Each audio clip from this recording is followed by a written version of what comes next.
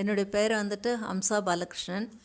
நான் வந்துட்டு எனக்கு வந்து காமாட்சி பண்ணுறவங்க ஒரு நாள் சொல்லியிருந்தாங்க. ஒரு 2 வருஷத்துக்கு முந்தி சொன்னாங்க. செராக்கீரை பற்றி வந்துட்டு சொன்னாங்க அவங்க.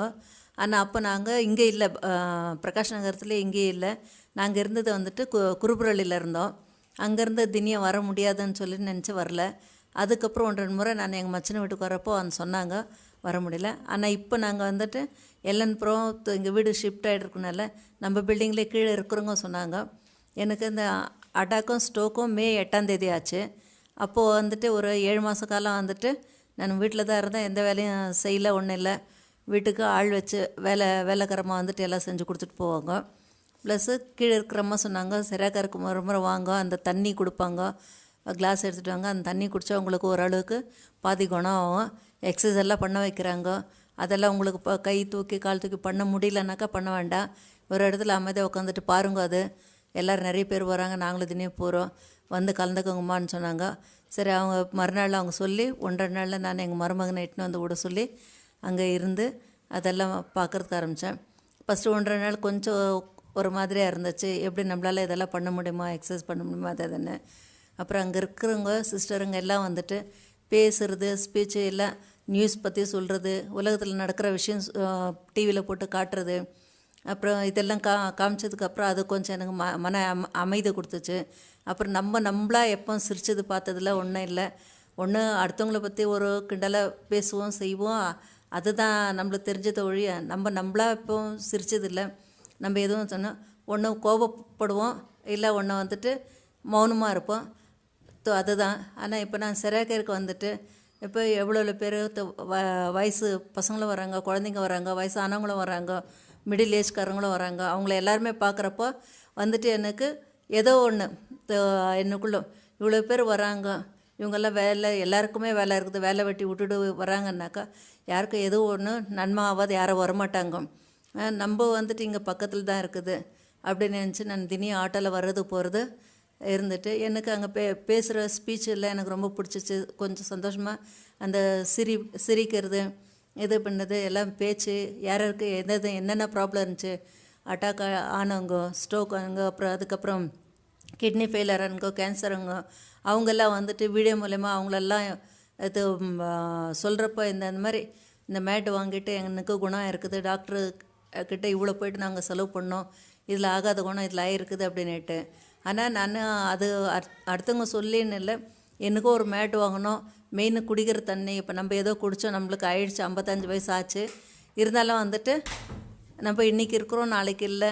இது 2 அட்டாக் வந்துட்டு 3வது அட்டாக்கில் நம்ம என்ன ஆகும் ஏதாவும் நம்மளுக்கே தெரியாது.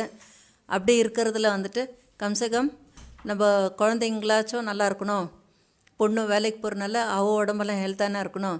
இப்போ அவளுக்குன்ற கூட பிறந்தவங்க யாரும் இல்லை, அவள் ஹெல்த்து நல்லா இருந்தால் தான். இருக்கிறது 2 ஆம்பளை பசங்க.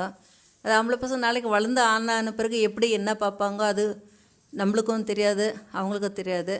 ஆனால் நம்ம இருக்கிற வரைக்கும் நம்ம குழந்தைக்கு கொஞ்சம் ஆறுதல், நம்மளுக்கு அப்புறம் வந்துட்டு அவளுக்கு எந்த ஒரு ஆறுதலும் இல்லை. மெயினாக வந்துட்டு அவள் பசங்களுக்காக வேண்டி குடும்பத்துக்காக வேண்டி உழைக்கிறா. 8 ஹவர் 9 ஹவர் என்னை விட்டுட்டு குழந்தைங்கள விட்டுட்டு 9 ஹவர் கஷ்டப்பட்டுட்டு வரா. அதுக்கப்புறம் வந்துட்டு அவளுக்கு வந்துட்டு திரும்பவானாக்கா இப்போ நம்ம இருந்தாக்கா வந்த நேரத்துக்கு ஒரு தண்ணி கொடுக்குறது, ஒரு சாப்பாடு போட்டு வைக்கிறது, நம்மளுக்கு அப்புறம் நம்மளுக்கு எதனா ஒன்று ஆச்சுனாக்கா எதுவும் இல்லை. அப்போ இப்போ இருந்த நம்ம கொஞ்சம் அவளுக்கு கேர் எடுத்தோம்னாக்கா அவள் உடம்பும் எதுவும் பாதிக்காது, கொஞ்சம் ஹெல்த்தாக இருக்க முடியும். அப்படின்றதுனால தான் நான் இந்த மேட்டும் இந்த ஃபஸ்ட்டு இந்த தண்ணி குழந்தைங்களுக்கு அது குடித்த உடம்பு ஹெல்த்தாக இருந்தால் அவங்க நல்லா வளருவாங்க, நல்லா குழந்தைங்களாக வளருவாங்க, நல்லா இருக்கணும், நல்லா படிக்கணும், நல்லா அவங்க ஃப்யூச்சரில் அவங்க நல்லா இருக்கணும். அது இன்றைக்கி ஒன்று நான் இந்த மாதிரி பண்ணிட்டு போனால் அவங்க காலம் பூரா அம்மாவுடைய அம்மா இருந்தாங்க, ஆயா இருந்தாங்க, அவங்க ஆயா நம்மளுக்கு இது பண்ணாங்க, இது செஞ்சாங்கன்னுட்டு அவங்க பிற்காலத்தில் நினைப்பாங்க. அவங்க நினச்சாவே அவங்க குழந்தைங்களுக்கு வந்துட்டு அது போய் சேரும். நம்ம எங்கள் ஆயா தாத்தா இருக்கிற காலத்துலலாம் எங்களுக்கு ஏதோ ஒரு கதை சொல்லுவாங்க, இது பண்ணோம், நாங்கள் கேட்டிருக்குறோம். ஆனால் அவ்வளோ சூழ்நிலை நம்ம குழந்தைங்களுக்கு ஏதோ ஒன்று சொல்கிறோம், இல்லை நல்லது கெட்டதெல்லாம் சொல்கிறோம், செய்கிறோம், இது பண்ணுறோம். ஆனால் நாளைக்கு இப்போது அந்த மாதிரி யாரும் பேரண்ட்ஸும் தாத்தா பாட்டி சொல்கிற அளவுக்கு யாரும் ஜாயின்ட் ஃபேமிலி இருக்கிறது இல்லை. ஆனால் நாளைக்கு வந்துட்டு ஏதோ இப்போ எங்கள் தாத்தா பாட்டி சொன்னது ஏதோ அட்வைஸ்னால தான் நான் இவ்வளோ மாத்திரம் அதை உணர்ந்து நான் இருக்கிறேன். ஆனால் நான் ஏதோ சொல்கிறேன், என் பேர குழந்தைங்களும் அந்த மாதிரி நல்ல வளர்ப்பு இருக்கணும் அப்படின்னுட்டு.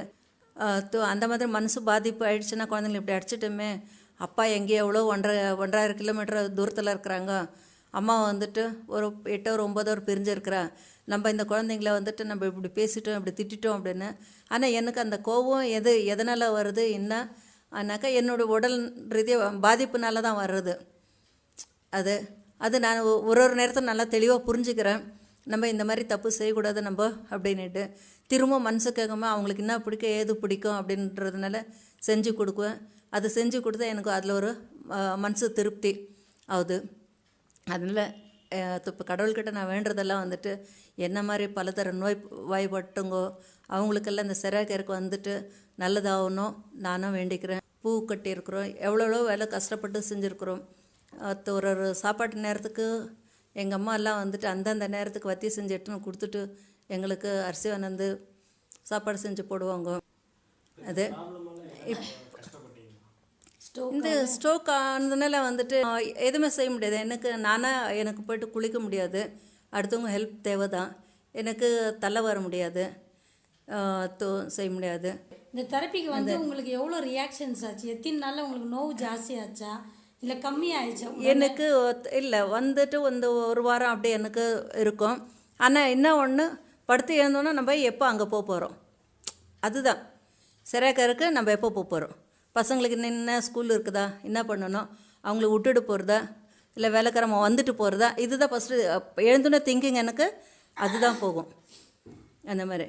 ஆனால் எனக்கு வந்து சிறாக்கரை வந்துட்டு எனக்கு வந்து அடுத்தவங்கள பார்க்குறோம் செய்கிறோம். ஆனால் 2 வருஷம் டைம் எடுத்துக்கினாலும் கூட வந்துட்டு இப்போ இவ்வளோ எல்லோரும் குறை நிறையங்கள சொல்லிக்கிறாங்க. அதுலேயே வந்துட்டு நம்மளுக்கு அது நம்ம தான் கஷ்டத்தில் இல்லை, நம்மளோட கஷ்டப்படுறவங்களும் இருக்கிறாங்க. அது நம்மளுக்கு வந்துட்டு ஒரு வைட்டமின் டி அந்த பேச்சு வார்த்தையில் கூட நம்மளுக்கு கிடைச்ச மாதிரி ஆகுது. எல்லாருமே நம்ம மட்டும்தான் இந்த மாதிரி இல்லை, நம்மளோட என்ன எப்படி இருக்கிறவங்களும் இருக்கிறாங்க அப்படின்றது அது ஒரு டானிக் மாதிரி ஆகிடுது நம்மளுக்கு. அது ஒரு டானிக் ஆகிடுது. எனக்கு பரவாயில்ல, இப்போ 75% இப்போ எனக்கு குணம் ஆகிடுச்சு. இன்னொரு 25% அதுவும் சீக்கிரம் நல்லா ஆகிடும், நல்லா ஆகிடும்.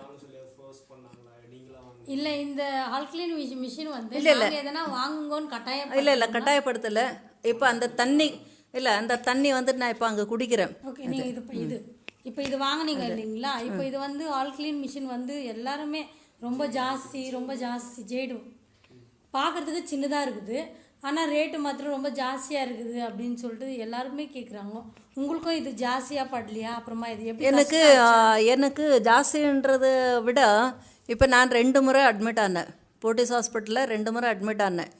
ஏதோ வந்துட்டு ஃபஸ்ட்டு வந்துட்டு போன நவம்பர் மாதம் வந்துட்டு ஹார்ட் பீட் வந்துட்டு 80 இருக்கிற ஜாகல 162 இருந்துச்சு எனக்கு. அந்த நேரத்தில் அட்மிட் ஆகிட்டு ஐசியூவில் தான் இருந்தேன். அதுக்கப்புறம் வந்துட்டு ஏதோ மெடிசன் இது கொடுத்தாங்க. திரும்ப இந்த திருத்தணியில் ஒரு கல்யாணம் கசின் பொண்ணு இதுன்ட்டு அதை அட்டெண்ட் பண்ணுறது போயிட்டு அங்கே மே 8ஆம் தேதி இந்த மாதிரி ஆகிட்ட பிறகு ஸ்வெட்டிங் அதிகம் வந்துச்சு. எனக்கு என்னதான் ஆகுதுன்னு எனக்கு தெரியாமல் இருந்துச்சு. அங்கே இருந்து எங்கள் தங்கச்சி பையன் தான் என்னை கூப்பிட்டு போயிட்டு இது ஒரு நர்சிங் ஹோமில் சேர்த்து இது பண்ணி அவங்க எங்கேயோ சிஎம்சிக்கு எடுத்துகிட்டு போயிடுங்க, இது ஆகாது, அப்புறம் சிடி ஸ்கேன் அதெல்லாம் பண்ணணும் இதுன்னாங்க. அங்கே இருந்துட்டு ஸ்வேதாவுக்கு பொண்ணுக்கு ஃபோன் பண்ணிவிட்டு சொன்னால் இல்லை இங்கேயே காரில் கொண்டு வந்துவிடுங்க, இங்கேயே பழைய ரெக்கார்டெல்லாம் இருக்குது, அம்மா தான் அதை எடுத்துன்னு போய்ட்டு அட்மிட் பண்ணலான்ட்டு. ஆனால் 2 முறைமே செலவு கொஞ்சம் அதிகம் ஆச்சு. நான் இன்னும் ரெகுலராக மாத்திரை எடுக்கிறேன், 4,000-4,500 ரூபா மாத்திரை ஆகிடுதுமா மந்த்லி. மாத்திரை ஆகுது.